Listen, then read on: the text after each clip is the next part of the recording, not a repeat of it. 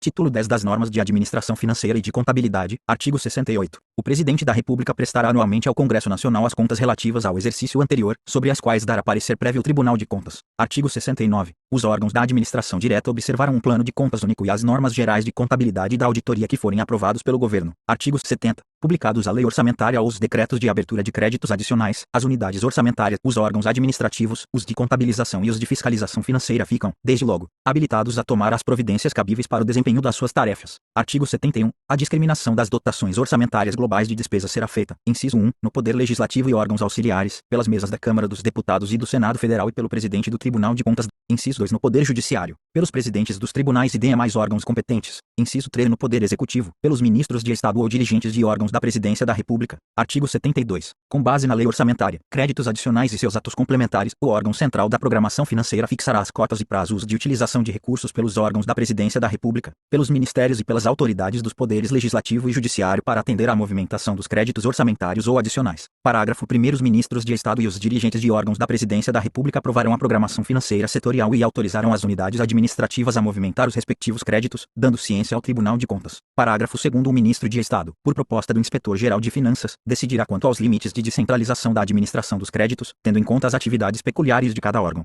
Artigo 73. Nenhuma despesa poderá ser realizada sem a existência de crédito que a comporte ou quando imputada a dotação imprópria, vedada expressamente qualquer atribuição de fornecimento ou prestação de serviços cujo custo exceda os limites previamente fixados em lei. Parágrafo único. Mediante representação do órgão contábil serão impugnados quaisquer atos referentes a despesas que incidam na proibição do presente artigo. Artigo 74. Na realização da receita e da despesa pública será utilizada a via bancária, de acordo com as normas estabelecidas em regulamento. Parágrafo 1º. Nos casos em que se torne indispensável a arrecadação de receita diretamente pelas unidades administrativas, o recolhimento à conta bancária far-se-á no prazo regulamentar. Parágrafo 2º. Pagamento de despesa. Obedecidas as normas que regem a execução orçamentária, Lei nº 4.320, de 1964, far-se-á mediante ordem bancária ou cheque nominativo, contabilizado pelo órgão competente e obrigatoriamente assinado pelo ordenador da despesa e pelo encarregado do setor financeiro. Parágrafo 3º. Em casos excepcionais, quando houver despesa não atendível pela via bancária, as autoridades ordenadoras poderão autorizar suprimentos de fundos, de preferência a agentes afiançados, fazendo-se os lançamentos contábeis necessários e fixando-se prazo para comprovação dos gastos. Artigo 75. Os órgãos da administração federal prestarão ao Tribunal de Contas, ou suas delegações,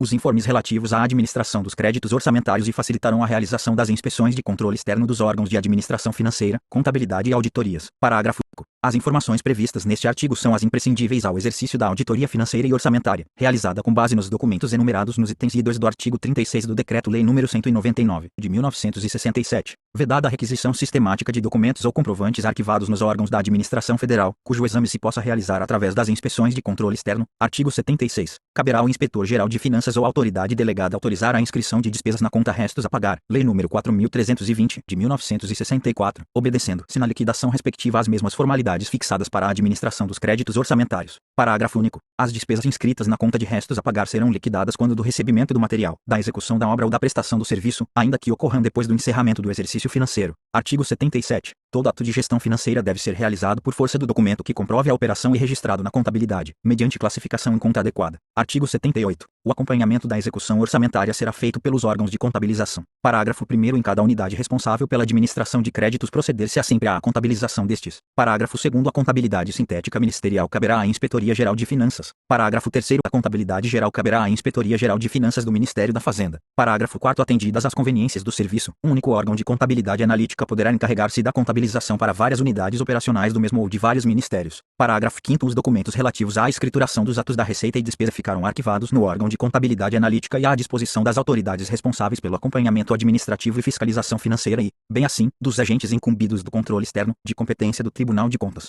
Artigo 79. A contabilidade deverá apurar os custos dos serviços de forma a evidenciar os resultados da gestão. Artigo 80. Os órgãos de contabilidade inscreverão como responsável todo o ordenador da despesa, o qual só poderá ser exonerado de sua responsabilidade após julgadas regulares suas contas pelo Tribunal de Contas. Parágrafo 1º. O ordenador de despesas é toda e qualquer autoridade de cujos atos resultarem emissão de empenho, autorização de pagamento, suprimento ou dispêndio de recursos da União ou pela qual esta responda. Parágrafo 2º. O ordenador de despesa, salvo conivência, não é responsável por prejuízos causados à Fazenda Nacional decorrentes de atos praticados por agente subordinado que exorbitar das ordens ordens recebidas. Parágrafo 3º. As despesas feitas por meio de suprimentos, desde que não impugnadas pelo ordenador, serão escrituradas e incluídas na sua tomada de contas, na forma prescrita. Quando impugnadas, deverá o ordenador determinar imediatas providências administrativas para a apuração das responsabilidades e imposição das penalidades cabíveis, sem prejuízo do julgamento da regularidade das contas pelo Tribunal de Contas. Artigo 81. Todo ordenador de despesa ficará sujeito à tomada de contas realizada pelo órgão de contabilidade e verificada pelo órgão de auditoria interna, antes de ser encaminhada ao Tribunal de Contas. Artigo 82. Parágrafo único. O funcionário que receber suprimento de fundos, na forma do disposto no artigo 74, parágrafo 3º, é obrigado a prestar contas de sua aplicação procedendo-se, automaticamente, à tomada de contas se não o fizer no prazo assinalado. Artigo 82.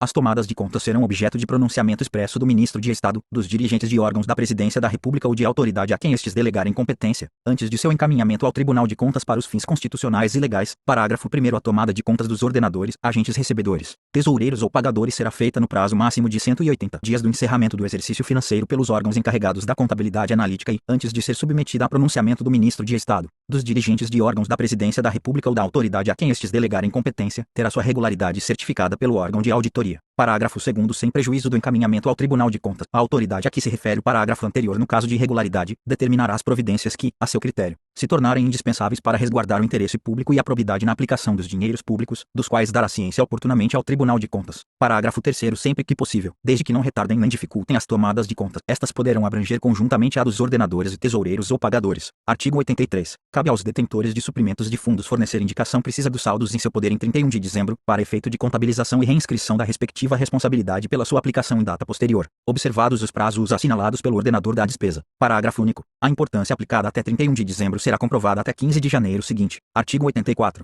Quando se verificar que determinada conta não foi prestada, ou que ocorreu desfalque, desvio de bens ou outra irregularidade de que resulte prejuízo para a fazenda pública, as autoridades administrativas, sob pena de co-responsabilidade sem embargo dos procedimentos disciplinares, deverão tomar imediatas providências para assegurar o respectivo ressarcimento e instaurar a tomada de contas, fazendo-se as comunicações a respeito ao Tribunal de Contas. Artigo 85. A Inspetoria Geral de Finanças, em cada ministério, manterá atualizada a relação de responsáveis por dinheiros, valores e bens públicos, cujo rol deverá ser transmitido anualmente ao Tribunal de Contas, comunicando-se trimestralmente as alterações. Artigo 86. A movimentação dos créditos destinados à realização de despesas reservadas ou confidenciais será feita sigilosamente e nesse caráter serão tomadas as contas dos responsáveis. Artigo 87. Os bens móveis, materiais e equipamentos em uso ficarão sob a responsabilidade dos chefes de serviço, procedendo-se periodicamente a verificações pelos competentes órgãos de controle. Artigo 88. Os estoques serão obrigatoriamente contabilizados, fazendo-se a tomada anual das contas dos responsáveis. Artigo 89. Todo aquele que, a qualquer título, tenha a seu cargo o serviço de contabilidade da União é pessoalmente responsável pela exatidão das contas e oportuna apresentação dos balancetes, balanços e demonstrações contábeis dos atos relativos à administração financeira e patrimonial do setor sob sua jurisdição.